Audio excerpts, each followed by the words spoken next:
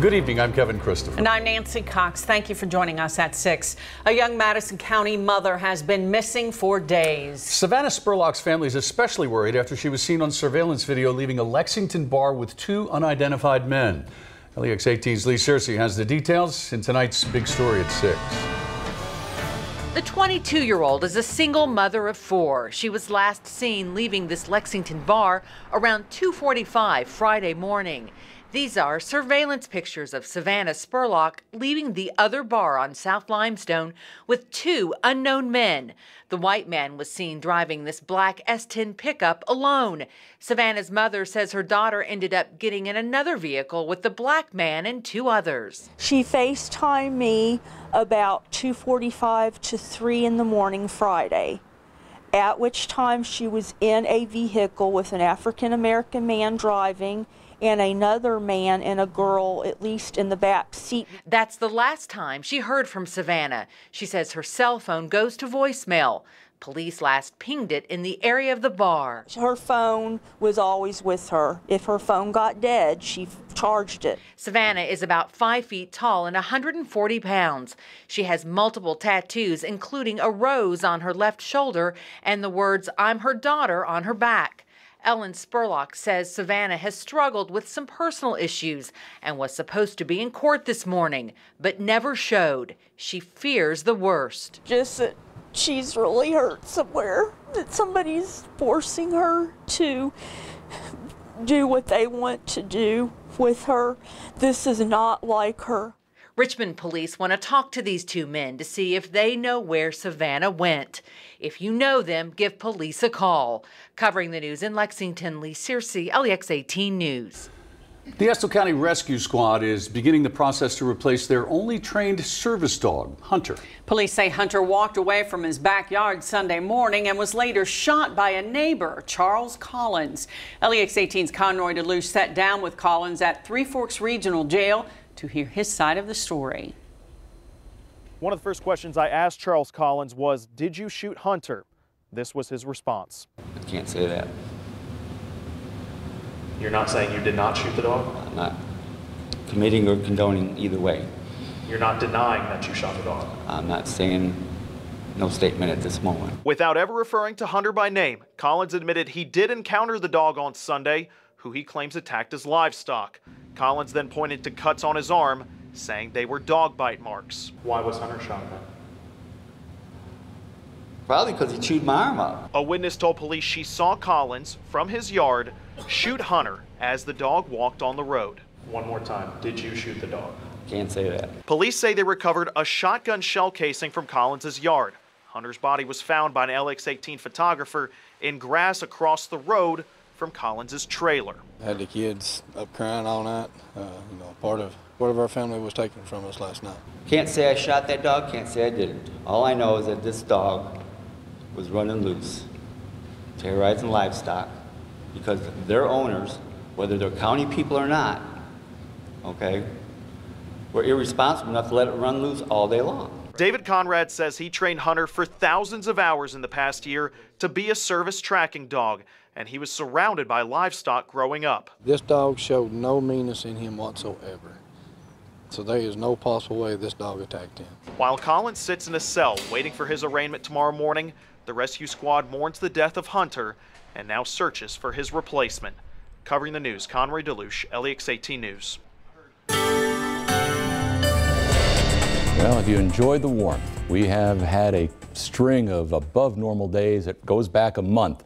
That string is coming to an abrupt halt tomorrow.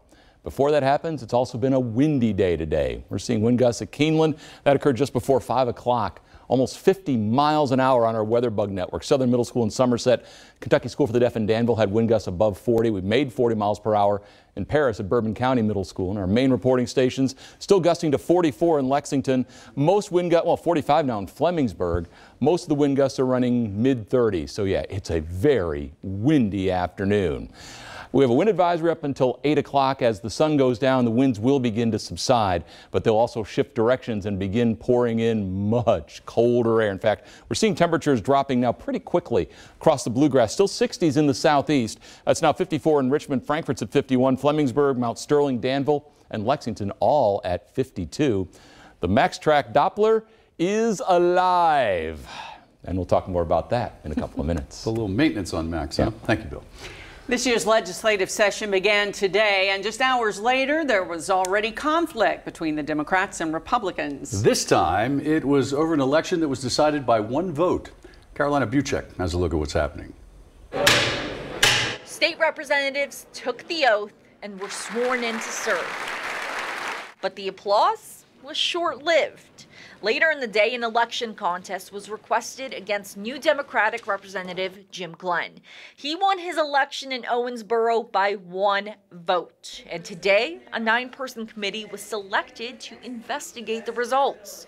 The Democrats say it's an insult to the voters. The people of Daviess County and the city of Owensboro have elected a good man, a dedicated public servant, and the rightful winner of the election. But Republicans say not every vote was counted. There were 17 ballots that have not been opened yet.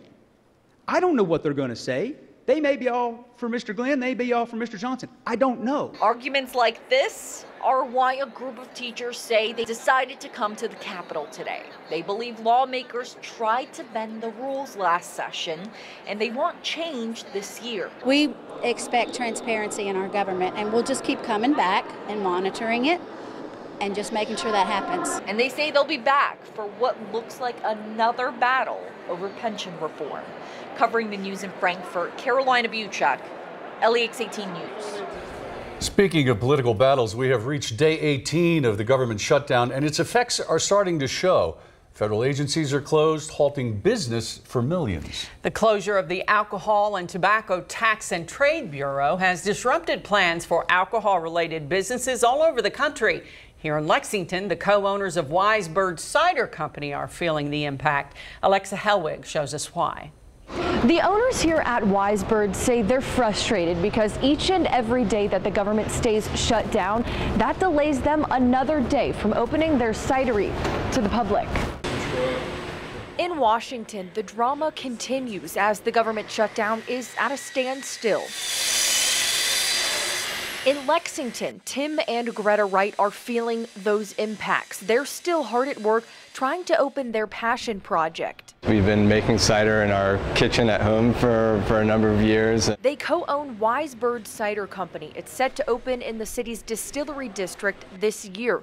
But as government agencies remain closed, their federal license, like the government, is also at a standstill. We can't put anything inside these tanks and start converting that to alcohol until we have the TTB license and then the Kentucky ABC license. Breweries around the nation are too stuck in limbo. Many can't get labels approved for new products. For Wise Bird Cider Co., their financial plan is based on opening this spring.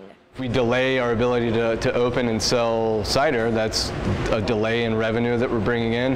That's also a delay in us being able to hire employees. They had plans for their grand opening to happen in April, but they say it could be May or even early summer before they open to the public. We're covering the news in Lexington from the LEX 18 Mobile Newsroom. Back to you.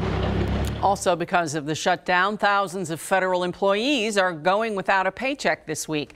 Fazoli's Italian restaurant's hoping to offer a little relief. Any furloughed government employee can come into a participating store this week and get a free pizza baked spaghetti. All you have to do is buy a drink and show a valid government ID. The CEO of the Italian chain says they're an organization that likes to give back and show support. So these people who are working for free right now, hope they're going to get compensated later, are really so vital to our country, and we just wanted to say thank you. The furlough freebie deal runs through Sunday, January 13th. Tonight, for the first time, President Trump will address the nation from the Oval Office. The president will give a primetime speech about border security and the government shutdown. His address to the nation will begin at 9 p.m. Eastern Time. NBC will also air a Democratic response after the Oval Office address. The Democratic primary in Kentucky's 2019 gubernatorial race is already crowded, and today, another Republican stepped forward ready to take on Governor Matt Bevin. State Representative Robert Goforth was in Laurel County this morning to announce his run for the state's highest office. Goforth represents House District 89, covering Jackson County and parts of Laurel and Madison counties. This morning, he told his audience that he had a uniquely Kentucky experience growing up, and that's why he wants to run for governor. Our Commonwealth needs a chief executive who is a conservative, molded not by New England and Wall Street, but by Kentucky and Main Street. Goforth is running for the Republican nomination alongside Michael Hogan, who was a Republican candidate for Attorney General back in 2015. The father of a Lexington boy with autism is speaking out after a new video surfaced from Greenup County, raising eyebrows across the country. How this dad is fighting for better treatment for people with autism is next on LEX 18 News.